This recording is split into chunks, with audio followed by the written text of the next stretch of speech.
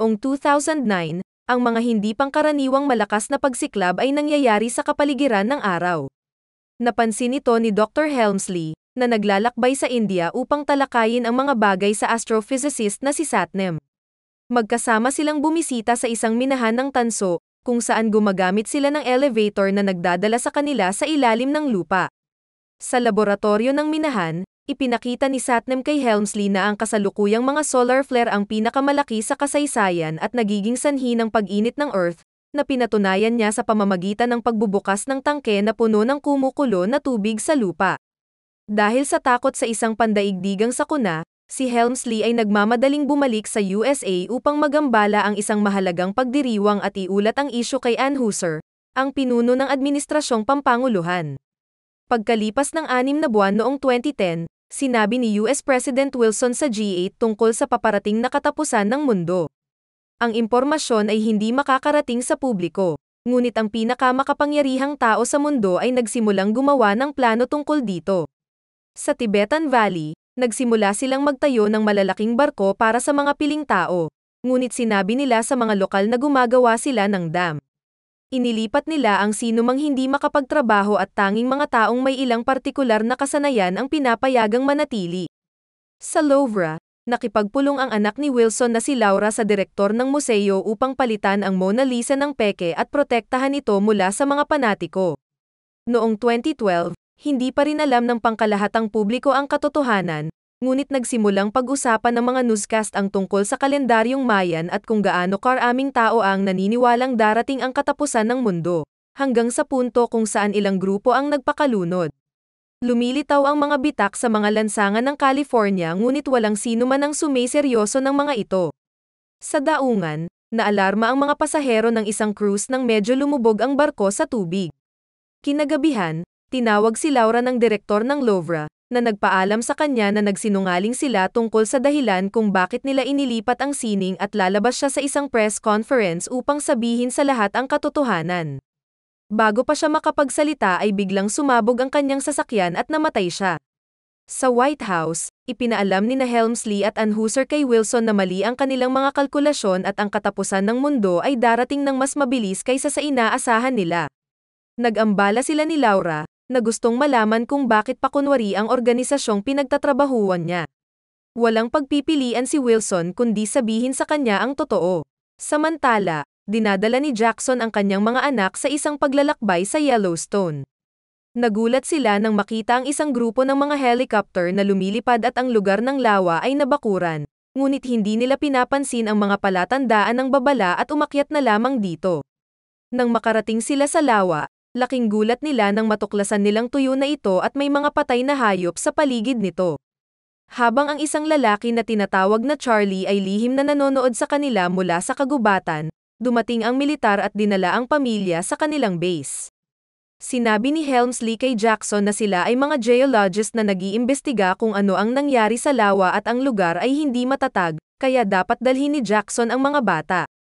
Pagkatapos umalis ang pamilya, tinawagan ni Helmsley si Satnam, na nagpaalam sa kanya na kailangan niyang isara ang minahan at nakatanggap siya ng data mula sa ibang mga bansa.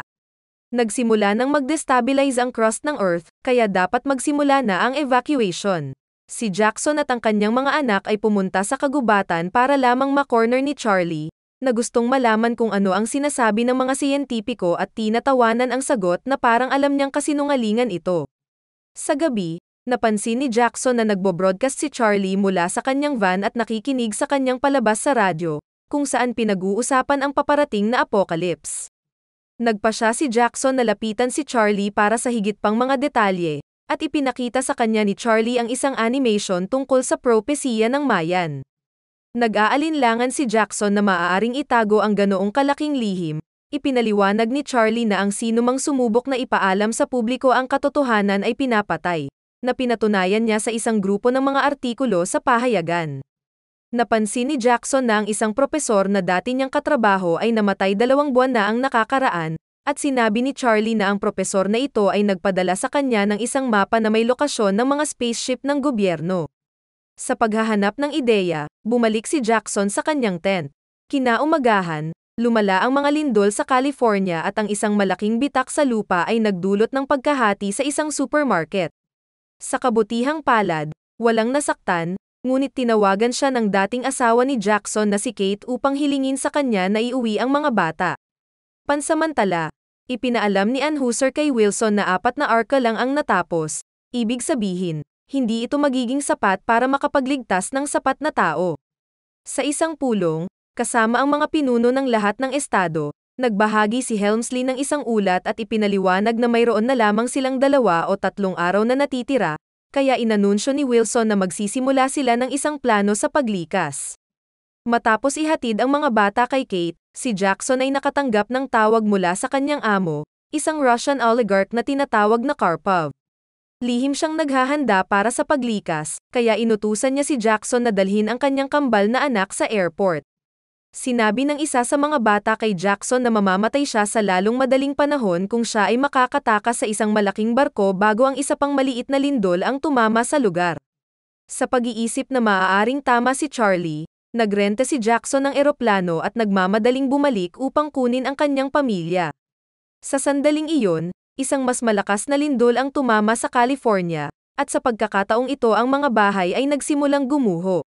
Saktong dumating si Jackson para kunin ang kanyang mga anak, si Kate, at ang kanyang bagong kasintahang si Gordon. Habang gumuguho ang mga bahay sa kanilang paligid, nagsimula ring masira ang mga kalye, kaya kailangang magmaneho ni Jackson ng mabilis upang maiwasang mahulog. Di nagtagal, sinubukan din ng ibang mga tao na tumakas at ang mga sasakyan ay nagsisiksikan, na naging dahilan upang magmaneho si Jackson sa harapan ng bakuran at mga puno hanggang sa tumalon ang kotse papunta sa kabilang lupa. Sa gitna ng lungsod, ang mga tulay at gusali ay nasira din, na nagdudulot ng libo-libong pagkamatay. Pagkatapos ng mahabang pagmamaneho, ang grupo sa wakas ay nakarating sa paliparan, at natuklasan na ang piloto ay patay na.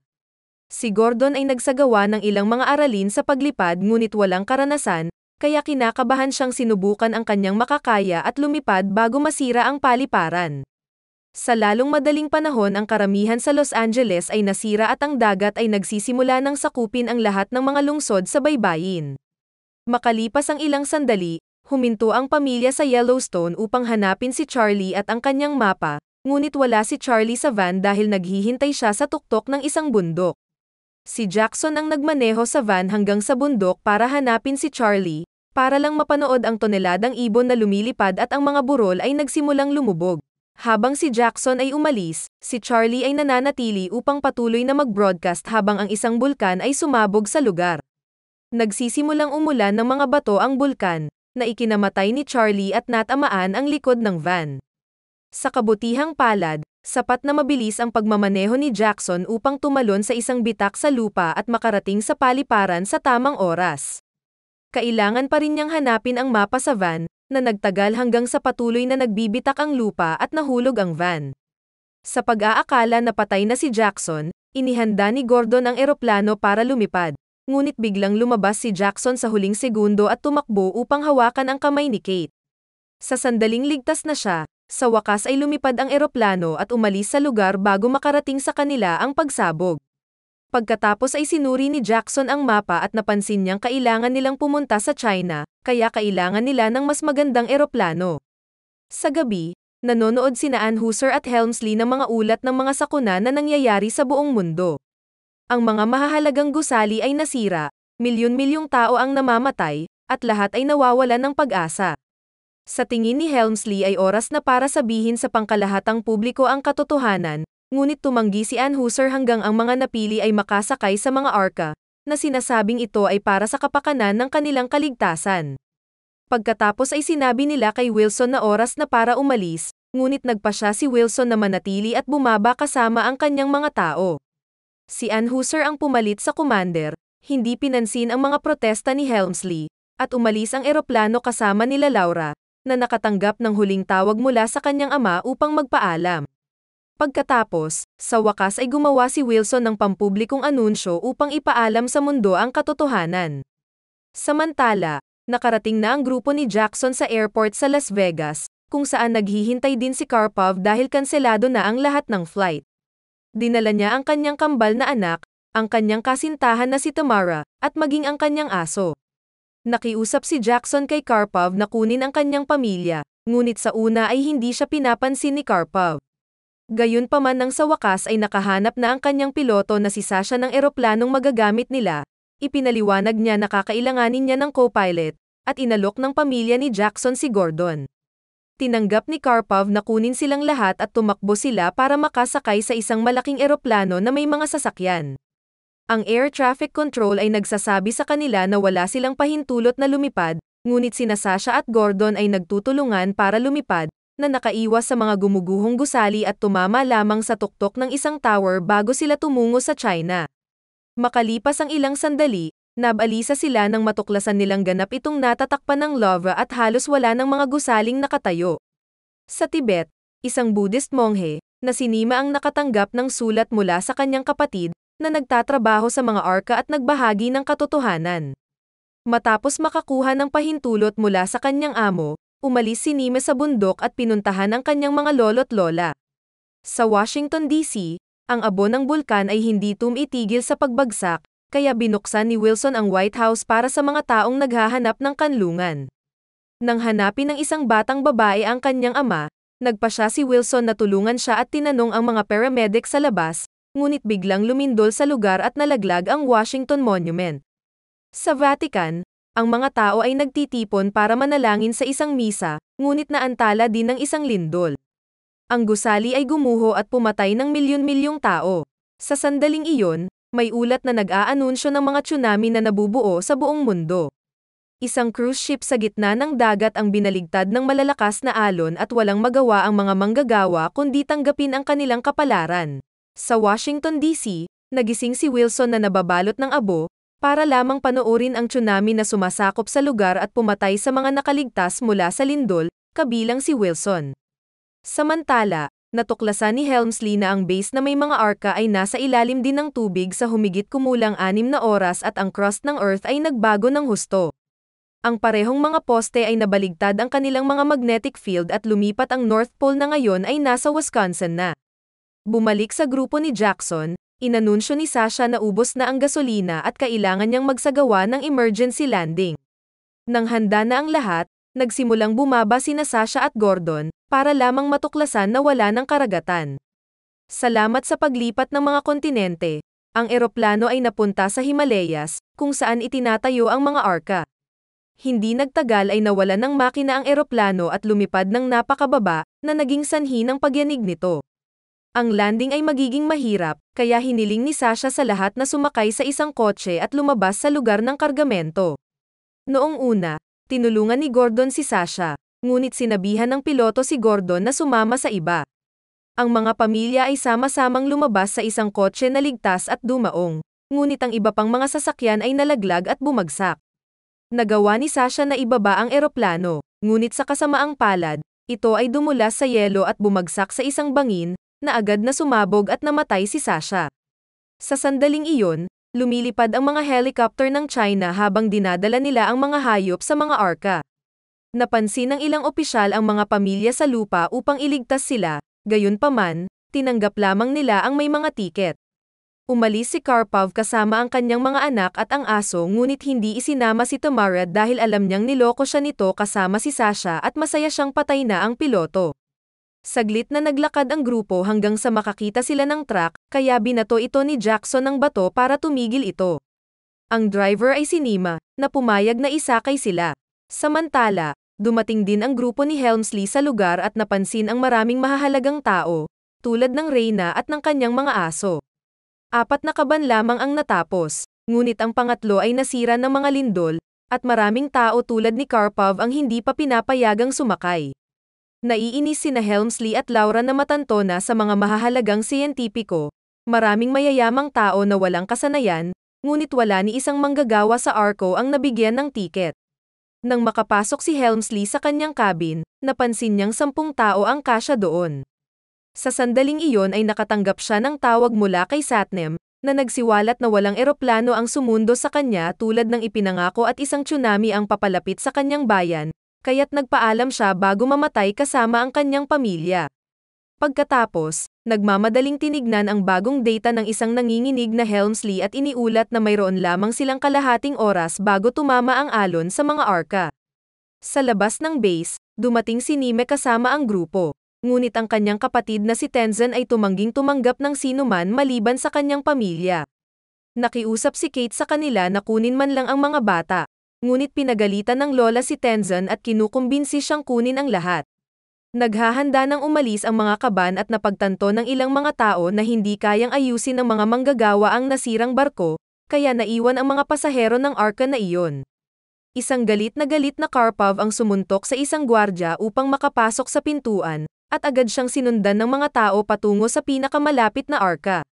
Gayunpaman, ang barko ay nakalayo na sa platform, na naging sanhi sa ilang mga tao na subukang tumalon. Habang ang ilang mga tao ay namamatay, pinamunuan ni Tenzin ang grupo sa parehong Arca sa pamamagitan ng isang alternatibong ligtas na landas. Napansin ni Tamara na ang kanyang aso ay kasama ng mga anak ni Karpov, kaya sumipol siya para tawagin sila. Ang aso ay mabilis na lumakad sa isang makitid na koneksyon at naabot ang kanyang amo bago magsara ang mga pintuan, at nagpaalam si Tamara kay Karpov gamit ang gitnang daliri. Habang si Tenzin ay nagbubukas ng isang lihim na daanan sa loob ng Arca para sa grupo, pinapanood ni Helmsley ang lahat ng mga tao na bumabagsak sa platform at hindi na ito makayanin. Nakipag-ugnayan siya sa mga pinuno ng lahat ng mga bansa at hiniling sa kanila na buksan ang mga gate para makapasok rin ang iba pang mga tao. Ngunit pinutol siya ni Ann Husser upang ituro na may 15 minuto na lang sila bago tumama ang alon.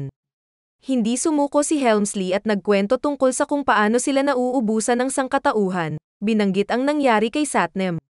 Nang idinagdag ni Laura na bubuksan sana ni Wilson ang mga gate, sumuko ang mga pinuno at pinahintulutan silang buksan ang mga gate. Sa loob ng Arca, ang grupo ni Jackson ay nasa panganib dahil sila ay palihim na lumilibot sa mga mekanismo, na nagsisimulang gumalaw at bumukas ang mga tarangkahan.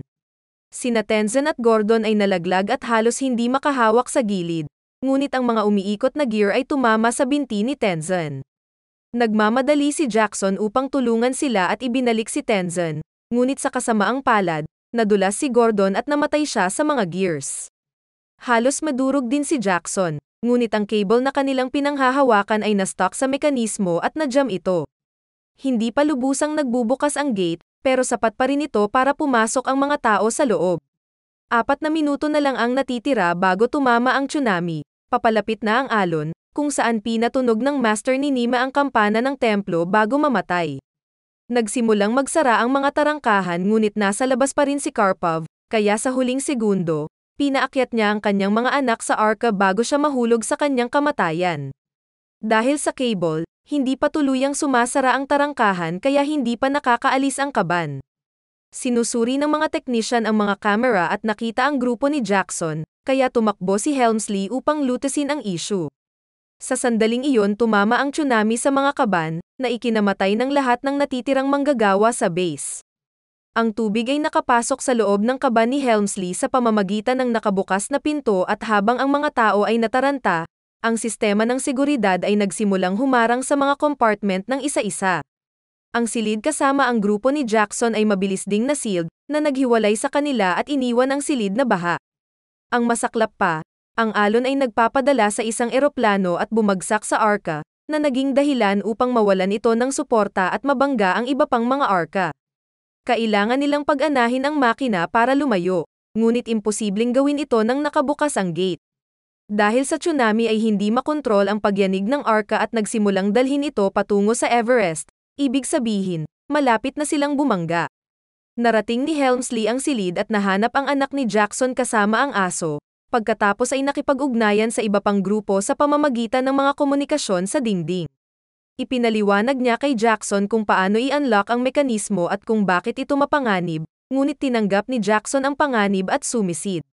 Nang magambala si Kate sa pagtulong sa pinsala ni Tenzin, sinundan ng kanyang anak si Jackson at tinulungan siya. Hawak niya ang flashlight para magamit ni Jackson ang 2 kamay. Pagkatapos ng maraming pagsisikap, sa wakas ay nahugot niya ang cable. Sa wakas ay nagsara na ang gate at maaaring paandarin ng mga technician ang makina. Gayunpaman, masyadong mabilis ang takbo ng barko upang paikutin ito. Nagsimulang bumangga ang arka sa bundok at nagsimulang bumagsak ang malalaking bato sa ibabaw nito, na dahilan ng pagbitak ng ilang mga salamin. Sa kabutihang palad, nag-activate ang reverse motion bago mangyari ang mas malaking pinsala at ang arka ay lumayo sa bundok habang ang lahat ay nagdiwang at muling nagsama sina Jackson at kanyang pamilya. Pagkatapos, ang taon ay nagsimulang mabilang pagkatapos ng baha. Sa ika-27 araw ng unang buwan, pinagsaluhan ni Helmsley at Laura ang kanilang unang halik. Sa sandaling iyon, inanunsyo ng kapitan na ang kalangitan ay maaliwalas, kaya ang mga tao sa wakas ay nakalabas na upang makitang muli ang araw. Habang tinatamasa ng mga tao mula sa tatlong arka ang sariwang hangin, sinusuri ni Helmsley ang mga ulat mula sa mga satellite upang malaman na ang tubig ay unti-unting bumababa at ang buong kontinente ng Africa ay tumaas. Ang mga arka ay agad na tumungo doon upang magsimula ng isang bagong buhay. Dito na nagtatapos ang ating kwento. Mag-subscribe ka na kung hindi ka pa nakasubscribe. Mag-iwan ng like, comment, at pindutin ang notification bell para updated ka sa mga video na tulad nito. Salamat sa panonood.